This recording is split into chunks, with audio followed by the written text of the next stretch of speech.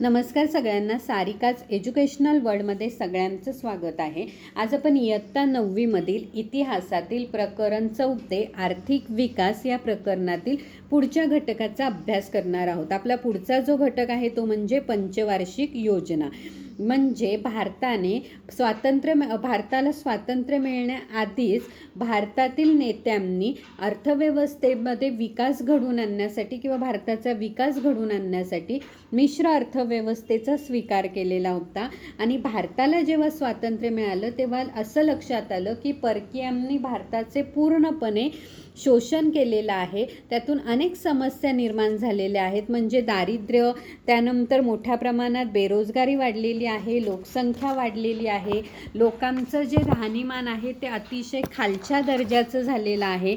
त्याचप्रमाणे शेती आणि उद्योगधंद्यांचा जर विचार केला तर शेती आणि उद्योगधंद्यातून जे काही उत्पन्न मिळत होतं ते अतिशय कमी होतं. त्याचप्रमाणे ज्ञान आणि विज्ञानाचा जर विचार केला, ज्ञान, विज्ञान आणि तंत्रज्ञान यांच्या बाबतीत शिक्षणाचा प्रसार झालेला नसल्यामुळे भारतीयांमध्ये पूर्णपणे अज्ञान होतं.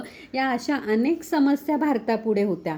मग त्या सोडविण्यासाठी आणि मिश्र अर्थव्यवस्थेनुसार विकास घडवून आणण्याच्या दृष्टिकोनातून 1950मध्ये नवीन भारत सरकारने नियोजन मंडळाची स्थापना केली. आणि स्वतंत्र भारताचे पहिले प्रधानमंत्री जवाहरलाल नेहरू होते, पंडित नेहरू होते. त्यांच्याच नेतृत्वाखाली मिश्र अर्थव्यवस्थेचा स्वीकार केला होता आणि त्यांच्याच अध्यक्षतेखाली ही नियोजन मंडळाची समिती किंवा नियोजन मंडळ स्थापन करण्यात आलं.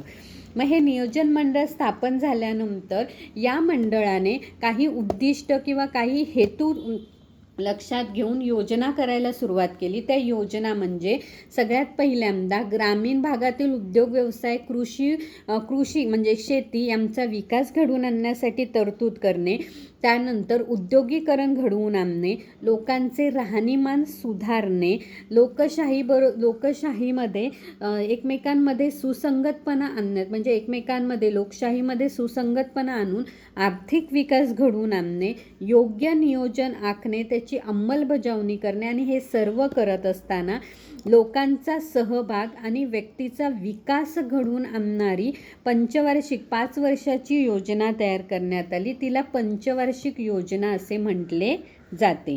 थँक्यू.